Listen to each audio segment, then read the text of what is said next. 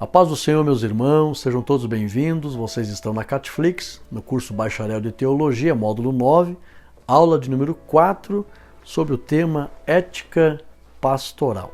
Vocês puderam perceber que são inúmeras as situações em que o pastor pode se envolver com boas práticas, mas também pode se envolver com más ações. Então nós estamos vendo aqui a ética, o bom comportamento do pastor. Essa matéria vai servir principalmente para nós, pastores, mas para os membros também, para que a gente possa ver a nobreza dessa função, desta vocação, mas também a responsabilidade. Para quem genuinamente é vocacionado por Deus, nós possamos corresponder. É o propósito da nossa existência. Para quem é pastor, deve entender, a Bíblia diz que cada um fique na posição que foi chamado. Nós temos que discernir a nossa posição no reino e o propósito da nossa existência. E se o propósito é pastorear, isso deve ser levado com a mais alta responsabilidade e dedicação, sentindo prazer em saber que Deus ele capacita, dá a sabedoria necessária. Se o foco for os interesses do reino, a pessoa exerce o ministério com segurança.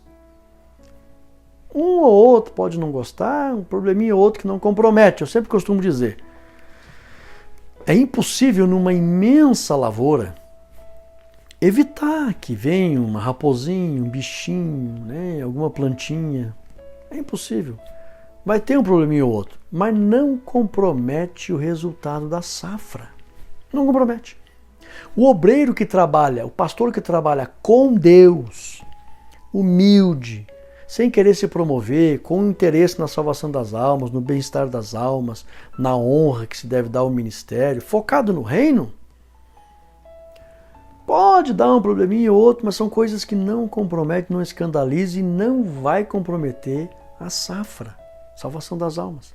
Agora, se a pessoa trabalhar para Deus, institucionalizado, uma visão empresarial, de chefe, querendo se promover, ele vai se envolver numa série de problemas e vai dar um escândalo tremendo e essa pessoa vai acertar de contas com o Senhor Jesus, a passar vergonha ou até prejuízos e esperamos que não, mas corre o risco até de perder a salvação. Então, muito importante esse assunto, vamos fazer a nossa oração e estaremos aqui na última aula, a aula mais curta, depois estará liberada a avaliação para os irmãos avaliarem o conhecimento dentro desse assunto tão importante, ética pastoral. Ore comigo. Soberano Deus, eterno Pai, te damos graças, Senhor, pois até aqui o Senhor tem nos ajudado neste assunto tão importante, tão relevante e que ainda a gente não vai conseguir dissecar todas as esferas da atuação pastoral. Por isso, Senhor, nos dê a edificação que, acima de tudo, que possamos, Pai, orar pelos pastores, interceder pelos pastores, mas aqueles, Pai, que estão no ofício pastoral, receber de Ti sabedoria e graça para cumprir o ministério com fidelidade e exemplo. Abençoe cada um dos Teus filhos e que em tudo o Teu nome seja glorificado. Para a glória de Deus Pai, nós Te agradecemos, em nome de Jesus. Amém. Vem comigo, vamos lá, introdução. Assim como um farol diante dos marinheiros, o pastor deve ser um referencial diante do ministério. Sabe? Coisa linda. Muito importante. Nós estamos aqui para aprender o quanto é importante o pastor como um referencial. Vamos lá? Deveres do pastor junto ao ministério. Deveres do pastor junto ao ministério. Vem comigo. Relacionar-se bem com todos os pastores da equipe, considerando-os como participantes na obra de Deus, respeitando-lhes o ministério e com eles cooperando. Somos todos iguais. Visão de reino. 2. Servir aos colegas do ministério e suas famílias, mediante conselho, apoio e assistência pessoal. Propósito fundamental do pastor: servir. Não é sabe aquele sentimento assim, não, vão fazer de mim capacho, não vou ter mais liberdade para nada, não vou ter vida, não vou ter isso, vou ser empregado de todo mundo. Não é isso. Na boa disposição de querer ajudar, melhora em muitos relacionamentos, vai gerar muita consideração, muito respeito, é recíproco, é uma via de mão dupla. Você oferece, recebe. Muito bom. Recusar-se a tratar os outros pastores da equipe como competidores, a fim de receber uma honraria ou alcançar sucesso ministerial. Já comentamos isso. Negar-se a falar sobre a pessoa ou o ministério de outro pastor que trabalha na equipe ministerial. Tu viu o que fulano fez? Não, filho, vamos orar por ele. É melhor, viu? Não quero falar sobre isso. Não utilizar, não significa que você vai estar apoiando. Não, mas não vai resolver. Como eu falei, lembra? Vai ajudar? Não, então não fala, vamos só orar. Não utilizar sua posição de liderança para forçar ou coagir o colega do ministério local. Ah, pastor, mas essas atitudes aqui é difícil a gente ver. Estão aqui porque já aconteceu e acontece. Não podemos jamais entrar por esse caminho. Em relação aos colegas de ministério, o pastor, quando não for o titular, deve ser leal ao pastor titular e a ele apoiar. Ser leal. Ser o mesmo, na frente e por trás. E se não for possível fazê-lo por motivo doutrinário ou de consciência, procurar outro lugar para onde servir em vez de lhe fazer oposição. É verdade. Em últimos casos, não tolero, não coaduno, não combino, não concordo, não tenho paz. Então não se levante contra. Tem tantas outras igrejas, vai lá servir a Deus em outro lugar. Por isso que as tribos no deserto se mudavam, estavam em constante movimento. Ora estava aqui, ora estava lá. Né? Se for o caso, sai daqui, vai para lá, não tem problema nenhum. Mas não incomodar o pastor, não ser oposição, não fazer motim, não fazer, sabe, entrar com espírito de rebelião, isso é feitiçaria. Ser leal e colaborador para os demais colegas, membros do ministério. Reconhecer o papel e a responsabilidade no ministério da igreja e não se sentir ameaçado ou em competição em relação a outros pastores da igreja. São coisas carnais, né? Como eu falei, visão de reino não tem perigo entrar por esse caminho. Agora, visão empresarial, querer se promover, né, vai entrar por esse caminho.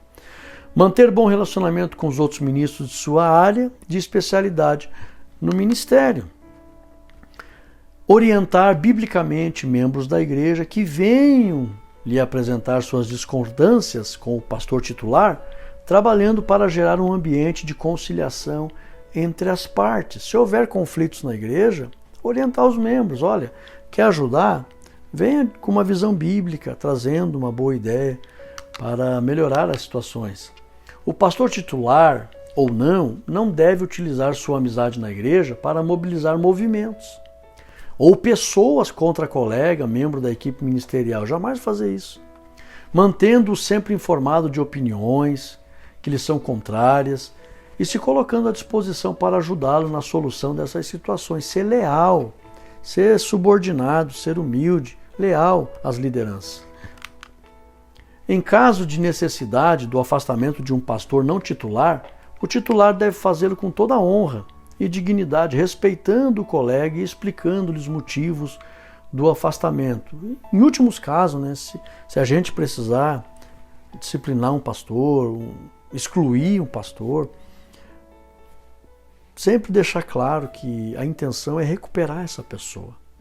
Ah, mas eu não quero saber. Não, a gente quer o teu bem. Sempre com esse tom, com essa postura de misericórdia, estendendo a mão. Nunca com descaso. Ó, meu filho, quer ir? Vai de uma vez. Se suma daqui. Jamais fazer isso. Nunca menosprezar uma alma. Deveres do pastor com a sociedade e a política. Muito importante. Ser prudente ao relacionar-se com as pessoas, principalmente no que diz respeito às questões sexuais e afetivas. Mas muito cuidado, né? Ficar abraçando mulher, ficar beijando as irmãs mais novas e tal, ficar pegando na mão, acariciando, passando a mão. Muito cuidado. Questão de sexo oposto, muita prudência. Ser partícipe da vida da comunidade em que a igreja estiver localizada, identificando-se quando possível, com sua causa e da mesma forma solidarizando-se com os anseios de seus moradores, procurando apoiá-los quanto possível nos esforços para a satisfação deles. O pastor não pode se excluir nos assuntos da comunidade, pelo contrário, a igreja tem que ser relevante naquela comunidade. Procurar, inclusive, fazer ação social. Por que não? Irmãos, é uma forma de evangelizar. Pessoal, sábado a gente vai pegar a juventude e essa rua aqui, a gente vai cortar a grama, vai pintar os meio-fio, vai na prefeitura, a gente quer fazer uma ação social. Temos a liberação? Tem. Então, porque a gente não pode mexer no patrimônio público, né? A via é patrimônio público, etc. Até o meio-fio, até placa. Tem que ter autorização. Mas vai lá, vizinho, tudo bem? A gente está fazendo uma limpeza na rua aqui e tal, somos da igreja ali, a gente está fazendo uma ação social para o nosso bairro. Né? Os vizinhos ficam felizes. A gente vai pintar o meio-fio aqui e tal. E assim, a gente vai cortar a grama aqui da frente, da calçada e tal. As pessoas vão dizer, poxa, isso sim que é a igreja. Estão fazendo um trabalho relevante. E olha, quando você precisar, tem homens de Deus, ele tem muita oração, vai lá, a gente ora por você, Deus vai te abençoar. Jesus está lá fazendo milagres, viu? Quando precisar, estamos ali. A igreja está de portas abertas. Pode ter certeza que eles vão precisar. E aí a igreja tem que participar da sociedade dessa forma. Imprimir em sua comunidade, mediante o exemplo de vida, o espírito de altruísmo e participação. É o que eu acabei de falar. Agir dentro do espírito cristão sem discriminar qualquer pessoa quando estiver presente às comemorações e celebrações cívicas que ocorrem na sua comunidade. Participação. É possível participar sem se contaminar? Totalmente. Praticar a cidadania cristã responsável sem engajar-se em partidos políticos ou atividades políticas. Tomar cuidado, sem segundas intenções, sem ficar bajulando político. A igreja não depende de política, irmãos. A igreja depende do Senhor Jesus. Então, se a pessoa se comprometer demais com o político, os políticos, infelizmente, vão perceber que a igreja ela é interesseira. E eles não vão sentir vontade de servir a Deus ali. Tem que tomar muito cuidado. Nesse ponto, o meu pastor é um exemplo. Ele não fica fazendo alianças com políticos, pedindo coisa para político, não. A igreja ela sobrevive, ela é sustentada por Jesus. Se um político tomar a iniciativa, eu quero estender a mão para a igreja, então, amém, que Deus abençoe. Mas ficar lá na prefeitura batendo lá, pedindo ajuda, a igreja está se diminuindo e ficando na mão desses políticos. E eles não vão sentir vontade de servir a Deus ali. Pelo contrário, essa gente são um bando de interesseiros. Tem que tomar cuidado, dar bom testemunho nessa área. Dar apoio à moralidade pública na comunidade por meio de testemunho responsável de ação social.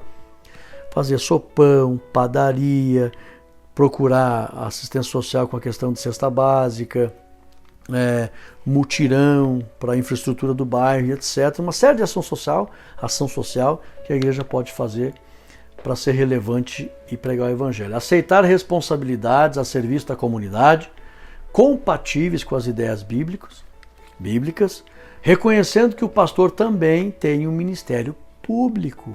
Entende? A igreja não pode se excluir. Considerar como sua responsabilidade principal ser pastor da igreja e não negligenciar deveres pastorais para servir na comunidade. Pastor, faleceu fulano lá, o senhor não vai fazer uma oração lá? Vamos lá, vamos atender. Eu fiz várias vezes de madrugada. Pastor, faleceu fulano, tal, a família está lá chorando, o senhor não pode ir lá. Estou levantando já, meu filho, fica tranquilo. Ia lá chorar com os que choram, diz a Bíblia. Ser obediente às leis do Estado, desde que elas não exijam sua desobediência à lei de Deus. Então, tem que tomar cuidado, né? As leis do Estado e as leis de Deus. Não vai interferir aqui, denegrir, não vai comprometer minha fidelidade com Deus. Vamos apoiar, dar apoio, o bem-estar social comum. Tem que tomar cuidado, né? A questão ser obediente às leis do Estado, infelizmente tem muitas igrejas que não estão de acordo com nada das exigências do município. Igrejas que não estão de acordo com as leis de bombeiro, com as leis municipais, com a questão da BITS, toda a questão de segurança da igreja. A igreja não tem extintor, não tem iluminação de emergência, não tem os hidrantes de acordo com o que precisa, com a tubulação de metal, não tem nem hidrante, não tem saída de emergência, não tem alarme de incêndio, não tem acessibilidade. Não, só vamos abrir uma igreja ali e vamos pregar o evangelho e é isso aí, a obra de Deus é assim. Não, senhor, está tudo errado. Tudo errado. Tem lá no médio, se não estou equivocado. Mas a questão para se abrir um ministério, a responsabilidade é gigantesca. Eu me lembro, eu atendi de perto essas situações. Meu pastor pediu, Rodrigo, vai lá no bombeiro, vê como é que está, etc. e tal.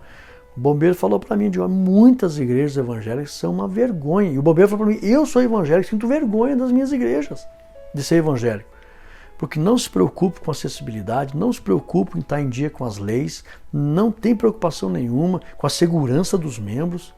É uma vergonha e isso não pode acontecer. Então tem que tomar muito cuidado com essas responsabilidades.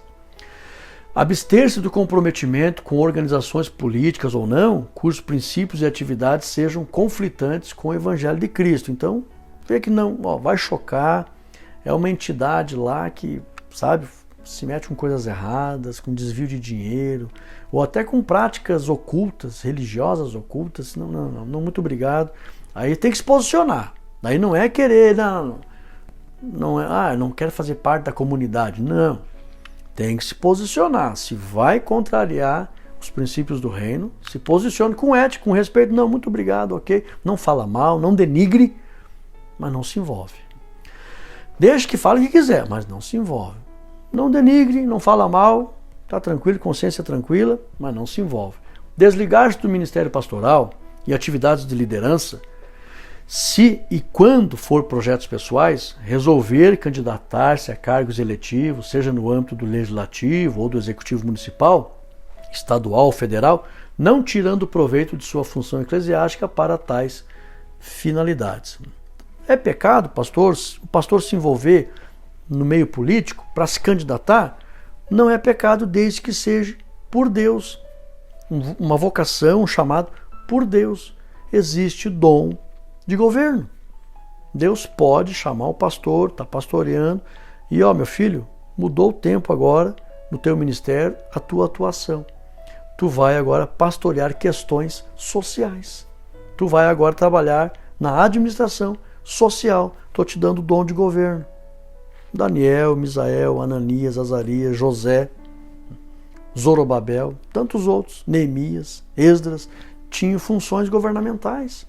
Entende? Então Deus pode usar. Sigilo no exercício do ministério pastoral. O sigilo protegerá a pessoa atendida em tudo. O que o pastor ouve, vê ou de que tem conhecimento como decorrência do exercício de sua atividade pastoral. Sigilo, já falamos disso, isso aqui é uma ética que não pode jamais ser quebrada. Tá? O sigilo de que se trata este artigo é inerente ao exercício do ministério pastoral, impondo-se o seu respeito, salvo grave ameaça ao direito à vida, né? A honra ou quando o pastor se veja confrontado pela própria pessoa de quem obteve o sigilo em defesa própria. Então, tem que pedir ajuda, né? Mas, do contrário, sigilo total. A quebra de sigilo também será admissível quando se tratar de fato delituoso e a gravidade de suas consequências para a própria pessoa atendida ou para terceiros puder criar ao pastor o imperativo de consciência em denunciar o fato. Então, cada caso é um caso, tem exceções, mas, do contrário, jamais expor. O pastor deve guardar sigilo mesmo em depoimento judicial. Sobre o que saiba em razão de seu exercício ministerial, cabendo-lhe recusar-se a depor como testemunha em processo no qual ocorra a situação em que serviu no aconselhamento ou orientação pastoral. Sabia que o juiz respeita se uma pessoa cometeu um crime, matou alguém lá. Eu quero confessar, pastor, matei uma pessoa. Olha, meu filho, não vai ser tipo, você está arrependido? Tô. Quer se converter ao Senhor Jesus? Quero. Não será te privado do céu. Não vai ser privado do céu. É um pecado perdoável. Só tem um que não tem perdão, mas Jesus perdoa, se você se arrepender de verdade. Mas você poderá sofrer consequências aqui na terra, tem as leis dos homens. Daí beleza, ele vai, se entrega, faz alguma coisa e tal, mas a justiça quer saber detalhes. Ele confessou para o pastor, o que ele falou e tal? Não vou falar, e eu não vou me prejudicar perante a justiça, não. A minha vocação exige que eu guarde sigilo das pessoas que vêm confessar seus problemas, seus pecados. E a pessoa não vai falar e não vai ser presa por isso, pode ter certeza. Conclusão. E disse Paulo, sede meus imitadores, como também eu de Cristo. 1 Coríntios 11 e 1. Chegamos ao final do nosso módulo de ética pastoral. Inúmeras situações, sabemos o que deve ser feito, isso não pode ser feito, vamos trilhar sempre por dentro da palavra de Deus. Tem vários textos para você fazer pesquisa, se aprofundar biblicamente. E a gente aqui dá um norte, abre o leque do tema, esclarece muitas questões importantes acerca do tema e você aí na tua casa se aprofunda, viu? Vai para os textos da Bíblia, vamos se aprofundar e pode ter certeza. Vai servir de bênção para a tua vida esse ensinamento. Tanto para você que exerce o ministério pastoral, como para você que é pastoreado por alguém chamado por Deus. Vamos fazer a oração? Parabéns por você ter chegado até aqui. Depois você vai fazer a avaliação e pode ter certeza, esse ensinamento, tenho certeza que muitos ensinamentos daqui lhe acompanharão para o resto da tua vida. Vamos orar. Santo Deus, eterno Pai, te damos graças, Senhor. A tua obra é muito linda, Pai. O ministério pastoral é extraordinário. E nós te damos graça porque é o Senhor, como diz tua palavra, darei pastores que apacente o meu rebanho segundo o meu coração. Nós te louvamos, Pai, por esta maneira que o Senhor tem de liderar o seu povo, levantando líderes que o Senhor mesmo vocaciona, capacita e usa.